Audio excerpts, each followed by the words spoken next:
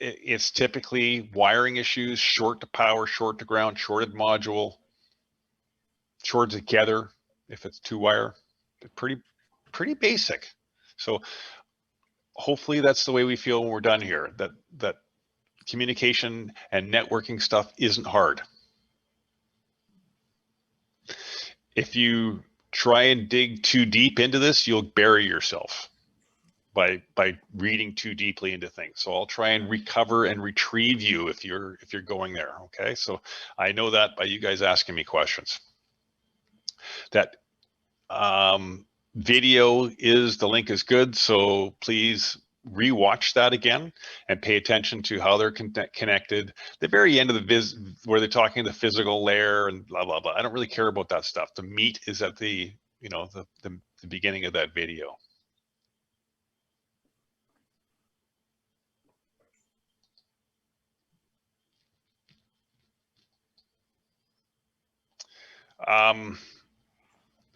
We'll be using a breakout box tomorrow to help diagnose our systems here, and you'll see how powerful they are and why I love them so much.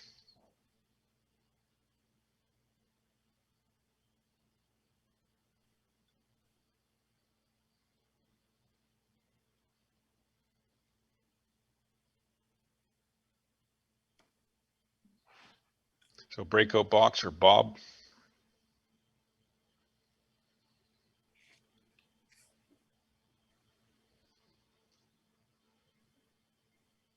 For the breakout box, is there like a universal one, or do you have to buy it for individually?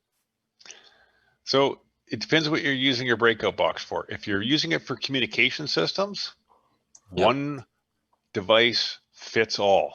That's what I love about this. It's a multitasker. You can connect it up to any vehicle, 1996 to 2022. Okay. So very universal tool. The data link connector, although pin allocations have changed, the basic setup is the same. Okay. You guys know the pin allocations, right? I do expect you to remember those for the common terminals. I want you guys to remember pins 4, 5, 6, 14, and 16. 4, 5, 6, 14, 16. 16 is what? Battery positive, right? Yep. Yeah. 4 amp. So it's something you could use to as a battery saver place. Battery saver would plug into your OBD port. Just don't go over 4 amps. If you're opening a door, you will blow the fuse for the data link connector. 6 and 14, can high, can low, right? 6 is high, 14 is low. What about 4 and 5? Ground. Ground. Just ground. Which is chassis, which is signal? 4 is chassis, I believe. 5 is signal. Does 5 look like an S? Okay. Okay, that's the signal ground for our sensors provided from the PCM. Okay.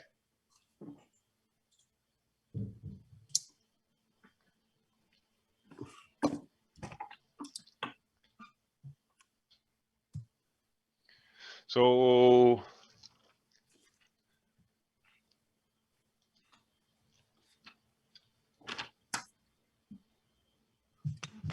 this is about as basic as it gets, right?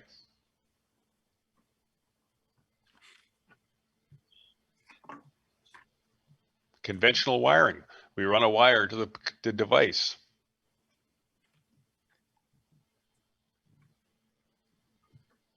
What I need to this ECU, guys, is, excuse me, a communication wire. And to run all these circuits here, guys, all I need is power and ground. Inside the rear ECU, it'll have transistors that turn them off and on based upon the signals that we see from the front ECU. We turn the wiper on in the front, a signal goes to the back, and that signal says, turn the wiper on. The wiper turns off, on.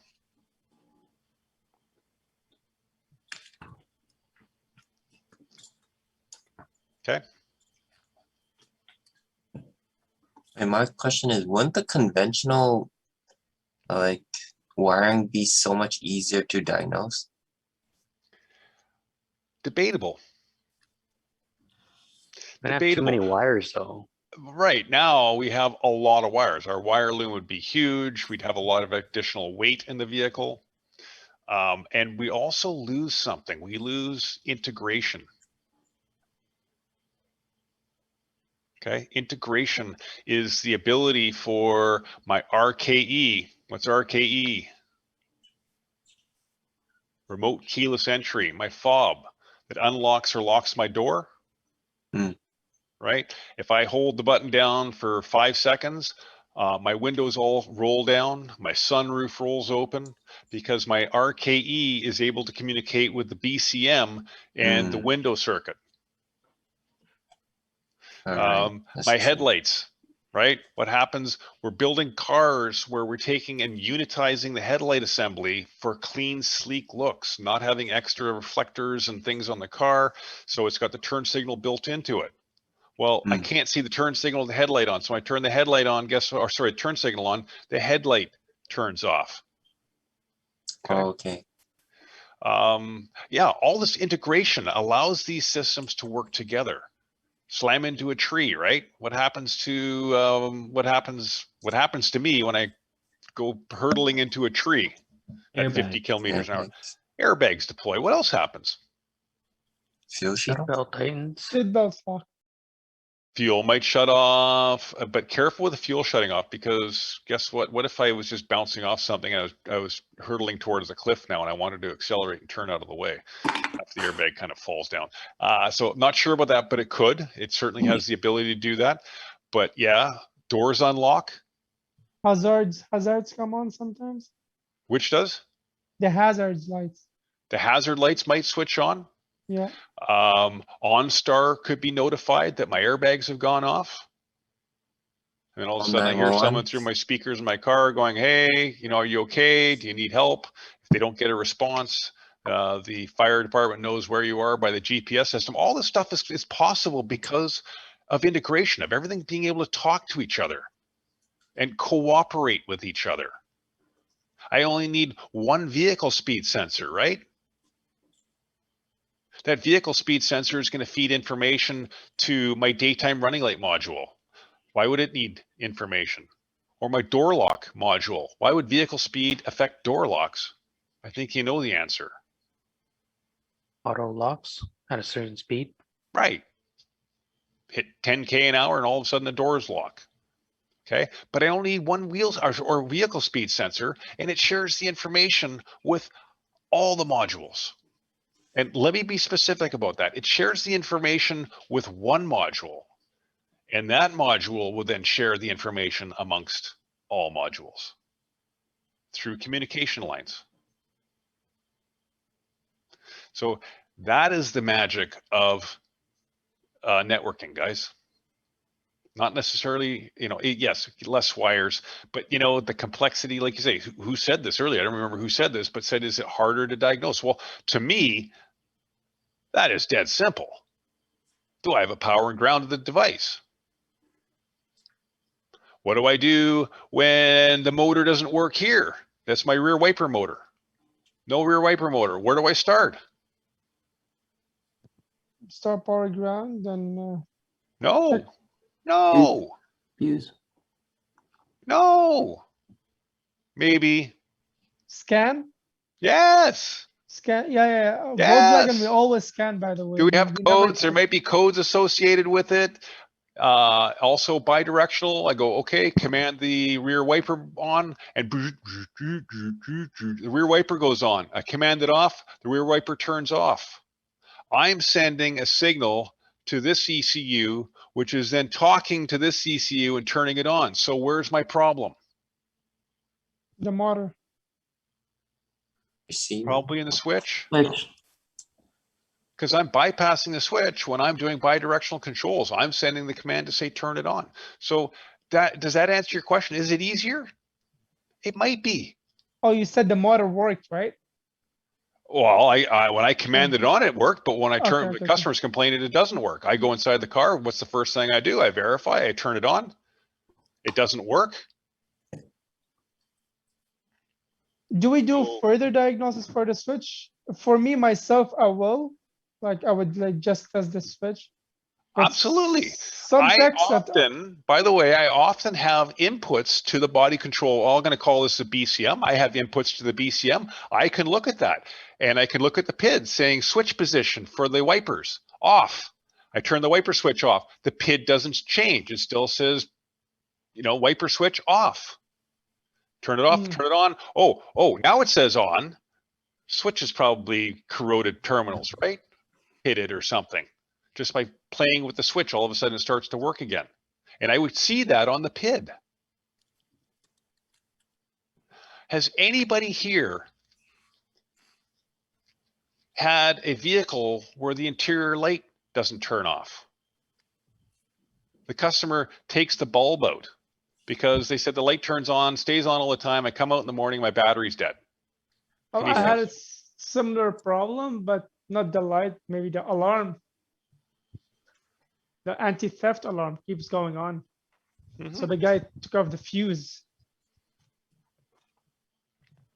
Yeah, and now we got to solve out why. But if you look at the scenario I'm about to put in front of you, I'm going to say that this is a 5-door vehicle. How do we have a 5-door? It's got a hatch on the back, okay? And one of the door switches, which is built into the latch, is shorted. So my interior light stays on all the time. How do I know which door it is? Scan tool? Scan tool. Well, the bummer is my scan tool wouldn't communicate with the body control module because Snap-on didn't support it. If I had a factory scan tool, it was supported, but the aftermarket scan tool at that time didn't have the support for body control module. So I'm stuck because I didn't have the scan tool data to have to figure out which door switch to start with. That means pulling the panel off, getting into the door latch switch and unplugging the door latch switch because I couldn't unplug it anywhere else. And it was a bitch to do. It took me 45 minutes a door. Now I'm lying, maybe 15, 20 minutes a door just to determine if it was or wasn't that door.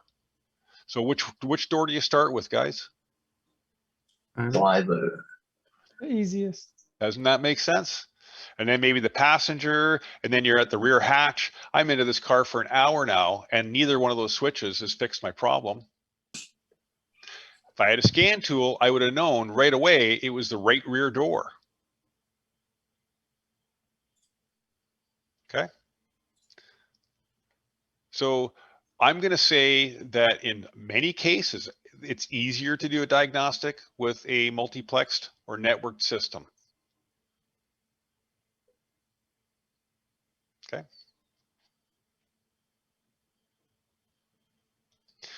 If you're intimidated by all this stuff, guys, you have a network. We're all using a network right now. You are connected to a network. You are talking to me through a network. And how many times do you guys solve your network problems at home? Probably fairly commonly, because network problems are more prevalent at home. Fortunately, they are in a car. I want to talk about how we connect modules. I want to talk about topology. Topology is basically the connection of the modules. This is going to vary different from your textbook. Okay, so please pay attention.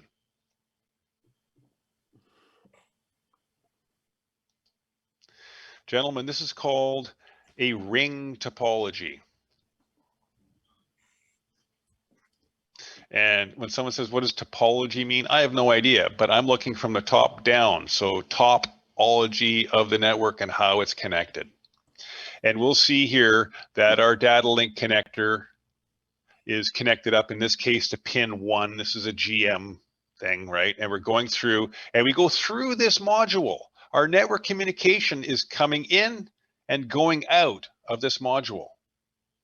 And then we go to the next one, and then we go to the next one, and so on and so forth until we've gone through all of our networks or all of our modules, and then end up back at our communication wire. So this topology has benefits, and it has, well, disadvantages.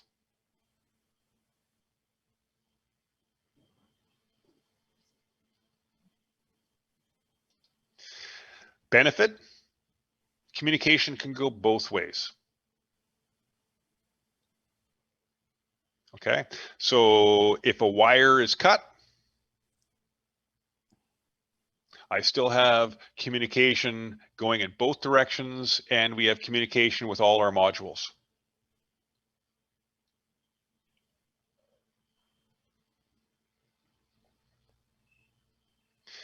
Disadvantage to this network, guys. A disadvantage is it's not very flexible. It's not very adaptable. If I want to install another module, and I'm meaning from the manufacturer's perspective, I can't just tap into it. I literally have to break into the system, add two, connect, basically jump a module in here. So put a module in here and connect here and make it part of the system and then program it in. It's not that adaptable. It's hard to do this. So disadvantage.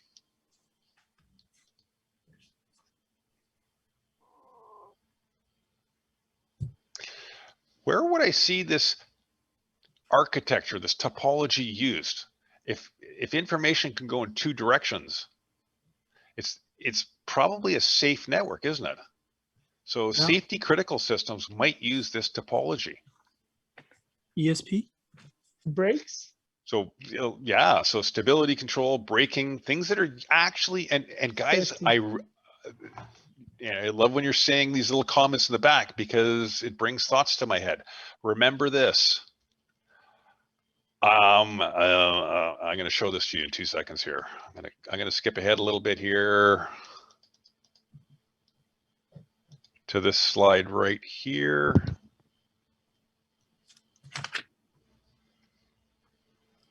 Guys, what do you notice here? Sorry. How many GM guys are in the room? Everybody just jammed their hands up in the air. In GM's world, this is why we need common terminology. An SDM. Anybody want to just venture to what this module does?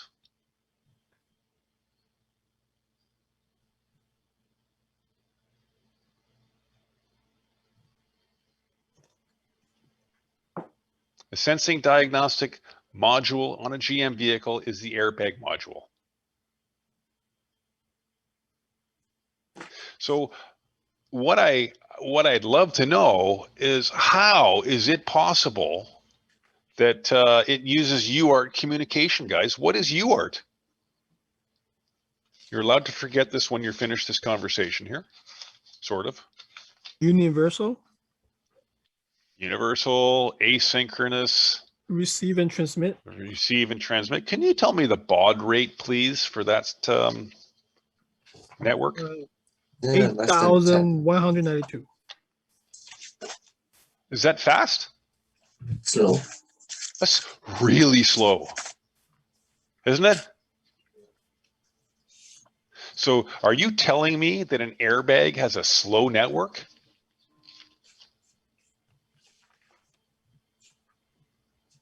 Help me out here, guys. Should be with.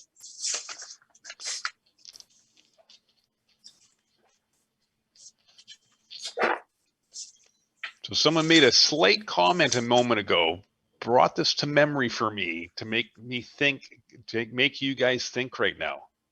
How is it possible that an airbag module can have slow communication speeds? But isn't it the only module there? Yes, so what? Oh, never mind. Do you agree with me? Don't you want real-time airbag deployment? Or do you want it to go, yeah, we'll be with you in a minute. You know, we're a little bit slow today. Here's why. Everybody's paying attention, right? Yeah. So this airbag module is only communicating with my scan tool at 8,100 baud or bytes per second. It is hardwired to the airbag. There is no network communication going between my airbag module and my airbag. It is hardwired. So the only thing it's using communication for is spitting me codes or data. And so what if I have to wait a few extra seconds? It's not like the car is going to blow up or die or going to crash. Do you see what I'm saying? Yeah. It is not controlling an airbag. It is communicating to my scan tool with this slow data speed because it has a direct electrical connection to the airbag. We're not relying on data. Remember, if it was, we'd have to put a very expensive, safety critical system in like FlexRay. Why would we do that when I could just run 2 wires up and call it good? How often does the airbag need to deploy? Only during an accident. Yeah, right. Some cars, as you well know, some cars have never had airbag deployment. Other ones have had a few, right? Is that clear? I need to hear from you guys. When we're Yeah. talking about these systems, is it communication that we're talking about to a scan tool, or is it actually controlling something with that speed? Communication. in this kind of- So it doesn't need that high speed when it's giving you feedback on a scan tool. That's right. So there must be another module then controlling that airbag system. No, It's Oh, hardwired. it's hardwired. hardwired. The module. Correct. Then how do, oh, so it transfers like when it needs deployment. When it sees an impact sensor, which is hardwired to the airbag module, is in this case sensing diagnostic module, when it sees a sensor deploy, it's going to send the command up to cause the airbag to deploy on you. And depending on your seat position, would send whether it's below stage 1 or stage 2. It's got some decisions to make, but it's all hardwired. The only reason we've got communication is so that I can scan it for codes. So is GM the only one that does this? This is GM, right? No. This is common for many Oh, this is manufacturers. okay. Absolutely. GM's the only one that calls it a sensing diagnostic module. Oh, okay. But this is guys, most of our airbag systems are hardwired. Okay.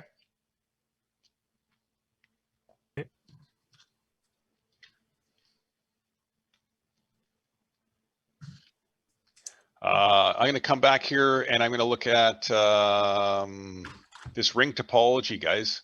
What takes out a ring topology? 2 brakes.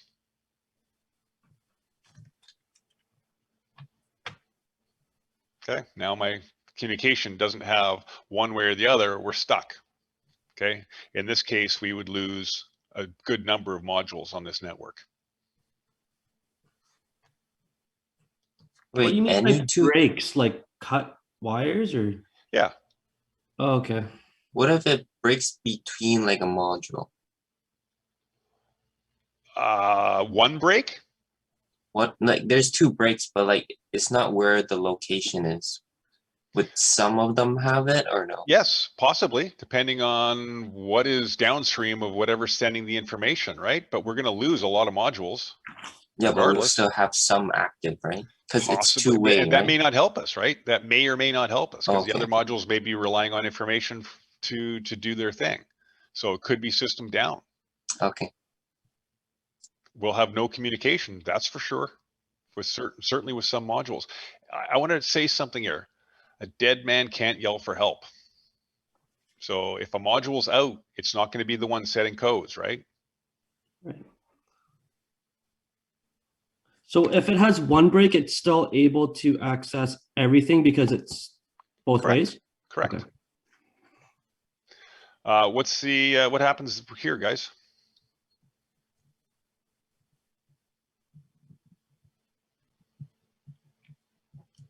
Rounded. Network down. We're done. All sharing the same ground. No, this is the network. So what should be going through this would be a digital signal, communication signal. And if I short the communication signal out, it just flatlines. We lose all communication. With all the modules. Everything. All the modules on this network are dead. And this is only for the ring network? Nope. Oh, it's for, Nope. okay, We'll go through them one at a time. okay. We'll go through 3 different network topologies here. So shorted, done. Network down. 2 Everything. broken wires, we're going to lose a significant number of modules or whatever. 1 break, we still have communication. It's going to go both ways. Communication speeds might be down. I don't know, might present issues, but it'll still be able to communicate. So it's favored for this reason for safety critical systems, for that reason.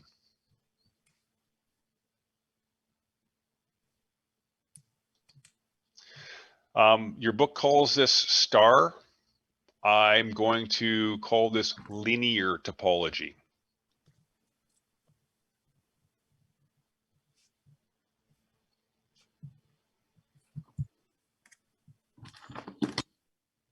And let's look and see what would happen in this topology here, guys, if a wire broke. What would happen if the wire were open where my X is? That module won't work. That Module down. single. Correct, module down. What if I wanted to expand this network and add another module to it? Would that be hard? Splice. No. Would you have to add another splice pack? This splice pack looks like it might have some more room on it. Oh, Just okay. tap it Those in splice the packs splice pack. typically have, you know, like 16 pins on them, and not all of them are taken up because the manufacturer knows what kind of room they would want to leave for people who have additional requirements. Like Accessory? an Oh. example would be a trailering package. Oh, so Okay, basically. I put a it's trailering basically- module in, right, connected to the network, and then plug the harness in that goes to the back of the vehicle for the trailering, and the customers now just paid me $300 for trailer wiring. And I just have to tell the network, hey, there's somebody else on the network now, please sync with them. So we're all talking the same speed and language and everything, and your module's set up. So really easy to adapt. This is favored by manufacturers because we just have to go into the splice pack. So it's basically all, it would have a space for it depending on like base model versus like a higher model. Mhm. Is that what we're saying? Like if you wanted to add like, accessories, you can, Yeah. okay. Yeah, and guys, it may not be me or you that's adding these accessories. It could be happening in the factory. Okay, this vehicle's getting this plunk, and it goes in and it just plugs into the splice pack with the harness that comes with it, right? So it may not be us that's adding the accessories, but you know, again, with the right programming and whatever, we could certainly do that. But think how flexible it is for the manufacturers. How easy it is for them just to say, okay, delete this, add this, do this, whatever, easy. It's a direct bolt on typically too. Cause I've done like trailer hitch wiring harnesses and all that stuff Mhm. where you've had to Right. splice into, yeah.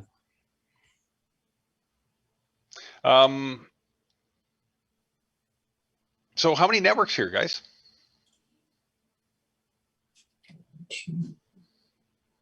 15? Well, 15 modules, never mind. 15 modules or nodes are on the screen, perhaps. How many networks are connecting them? So you're saying 2 Two? Two networks. or 3, 4, 4? 1, 2, 3. So 4, right? I see 4 Oh. networks. Class C's high-speed network showing 2 wires here. Yes? So our Class C, or high-speed network, is connecting the powertrain control module to the throttle actuator control. Electronic throttle control, guys. High-speed network. 2-wire. I don't have direct communication with the throttle actuator control module. If I want to talk to it or find out if it's doing okay, I have to talk to it through the powertrain control module. That makes the powertrain control module a gateway module. I have to go through it to talk to that network.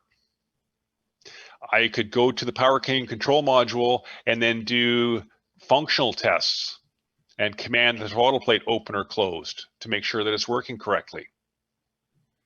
So a gateway is just another module. A gateway has is to a go way through. for me to talk multiple communication languages through one module. So it is the interpreter. Okay. And we'll talk more about it shortly. Let's look at some other scenarios here. What else could happen to this network? We could have a broken wire. If the broken wire is going to one module, guess what? Module down. Module. Yeah. It can't say it's got a problem. Dead man can't yell. So there's nobody going to be informing me that that module, excuse me, no, not nobody, but it won't be that module setting a code. It'll be the right-hand door module saying no communication with left door module. Makes sense, right? Because left door module can't talk. What if, let's try this here.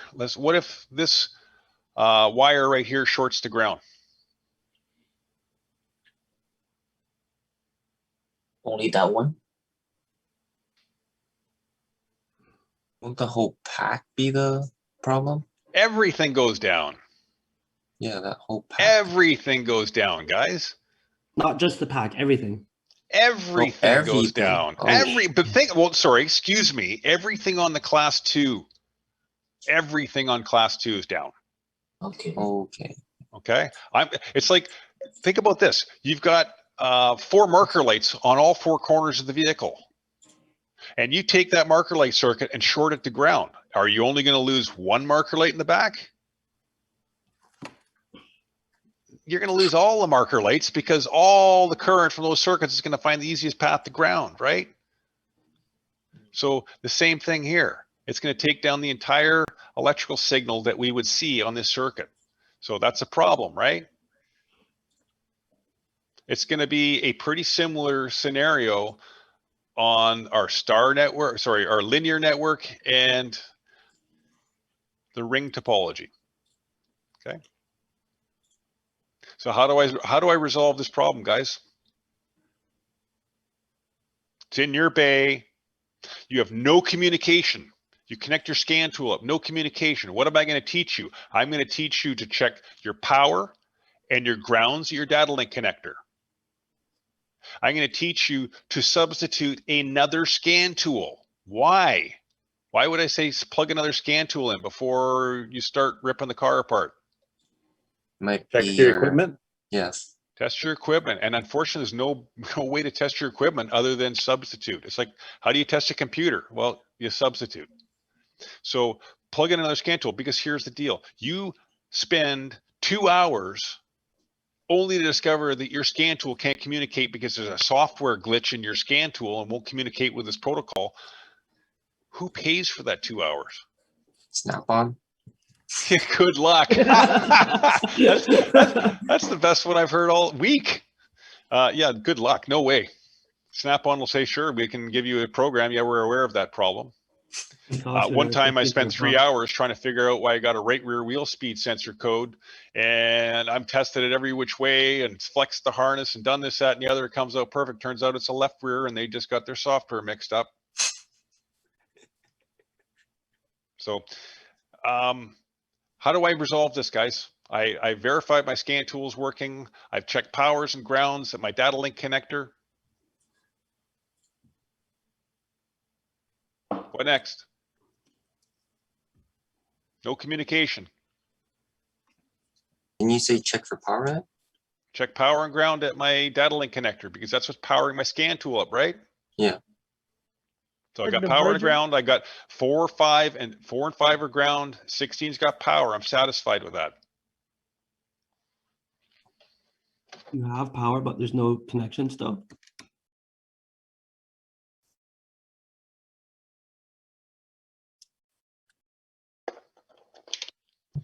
I'll show you guys this later on, but this is my Bob. And it does have LED lights that light up for me. So when I plug this thing to the data link connector, it tells me that I've got ground and my powers. I don't even have to test anything. Pretty fast, right? So I know my powers and grounds are okay. It also has LEDs that flash when there's communication occurring. So if there's communication flashing going on here, and I'm not able to communicate, suspect your scan tool. Anyway, we'll talk more about that later. I want to focus on this. How am I going to fix this problem? How am I going to diagnose it? It's in your bay, no communication. You've got power, you've got grounds, your scan tool's okay.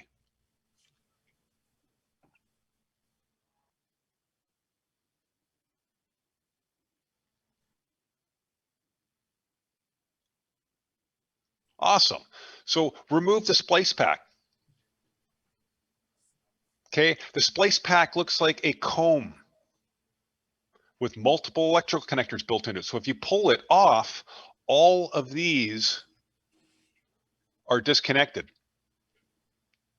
So splice pack is what's going to connect these modules. You take that splice pack out, and guess what? If I remove this splice pack, and all of a sudden communication pops back up again, and I'm able to talk to the powertrain control module, the EBCM, I know that the problem is in that something on that splice pack. Okay, and from that point, guys, it's a matter of connecting modules up one at a time back to that splice pack and see which one takes the module down. And if you're working on a GM vehicle like this one is, the first modules you suspect are EBCM, which stands for electronic brake control module, or the radio. Ironic that a radio would cause a no start, right?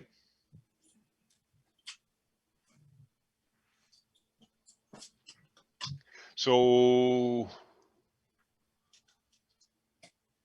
not hard to diagnose, guys. Module shorting internally is not uncommon.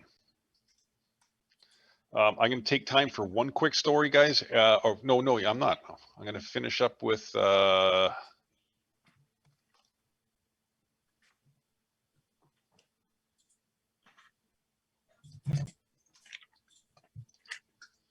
I'm going to follow up with true star topology. Your book talks differently.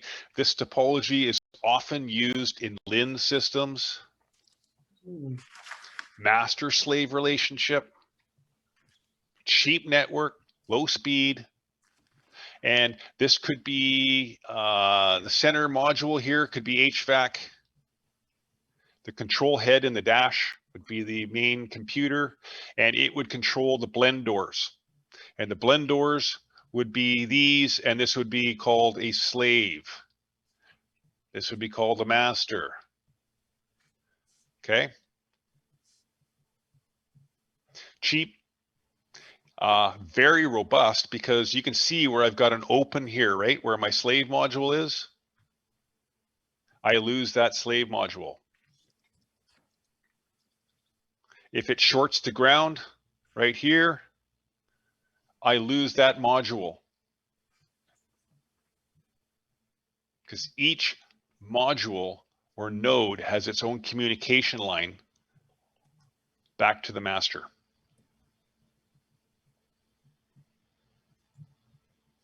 Okay, body control modules, ABS, power door locks, power windows. All of those things can use this master-slave relationship, okay?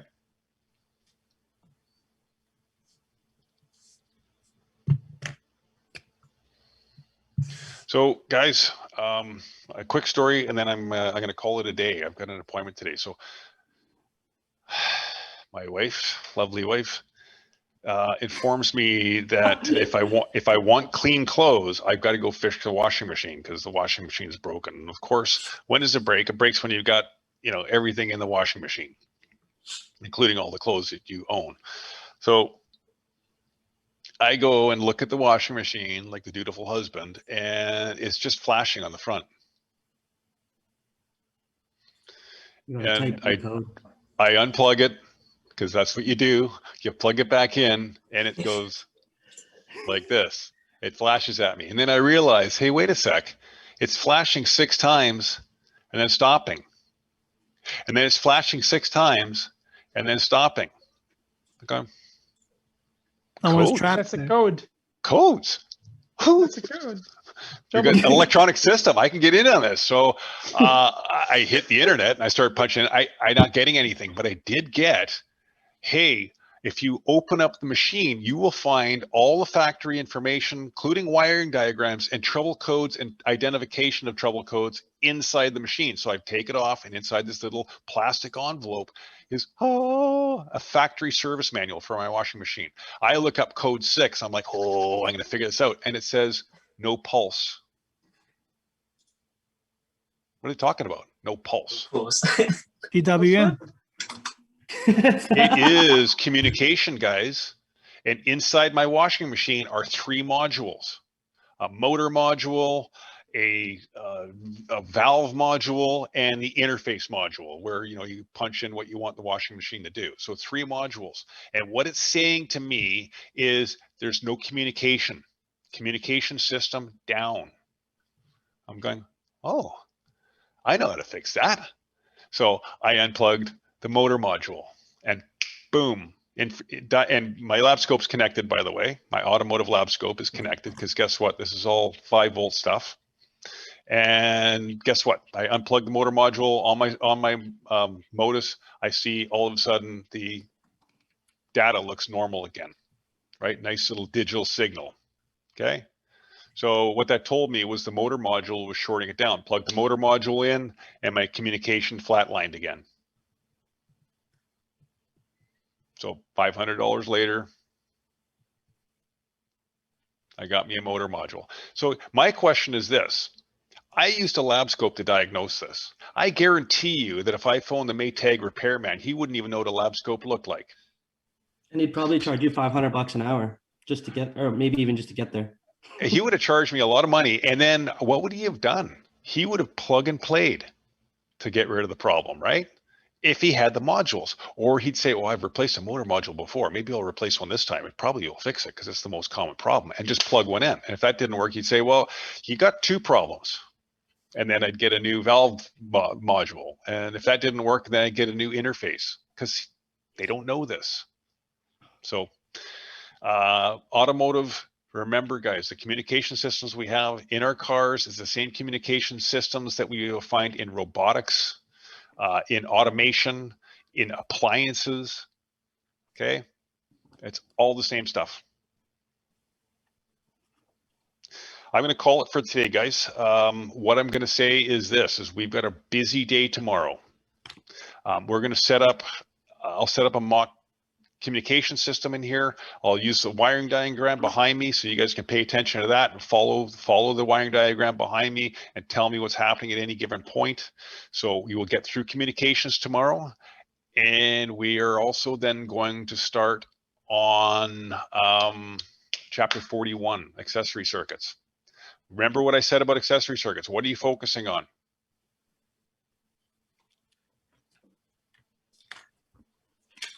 Is it the CAN stuff or no? I don't know. I can see that. Oh, can most. No!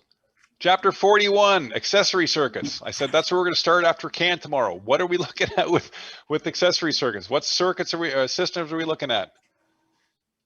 Accessories, power windows. Oh, cruise control. No, where's cruise control? How do you find what we're going to be studying out of that chapter? I am trying to save you time, and I'm hearing someone's voice yesterday, George. Antonio, saying, help me. What do I focus on for this section? I'm hearing you. I'm why for modern? listening. You're not listening to me, I think. So where do you find the information on what you need to make sure you understand in the accessory circuit chapter? It'll be on Moodle. Where? In like when you hit the chapters, it gives you a whole list of stuff. Sure does, but it doesn't tell you what you're supposed to read. It says read the chapter. Well, then in the ITA, huh? the ITA? ITA, you're looking at the program content guide. That is what we Program build your content. program around. So you'll discover you can look at ITA directly. And guys, you need this document this weekend. Everybody hear me? You need to review this document this weekend. You need to start reviewing now for the end of your program. You need to look at all the ITA documents for level 3. Okay, you can find them on Moodle under ITA, or you can go to ITA's website and read through that program content guide for level 3. You need to make sure that you are comfortable with all the competencies that you should hopefully have learned and feel very comfortable with. If you are not, you need to bring those to our attention so that we can have a conversation about it and make sure that everybody's up to speed. Okay, so in that program content guide, and I'm not going to tell you what it is now, you will find the areas that you need to focus on in your accessory circuit chapter 41. Okay, you will also find what you need to focus on for chapter 42 for transfer cases. So use that document. Don't waste your time looking at cruise control systems if they're not on the ITA. If they're not on the ITA's thing, I'm not going to test you on it. Fair? Yeah. Antonio, you happy? Yeah. Okay, a little more Yes, sir. direction, right?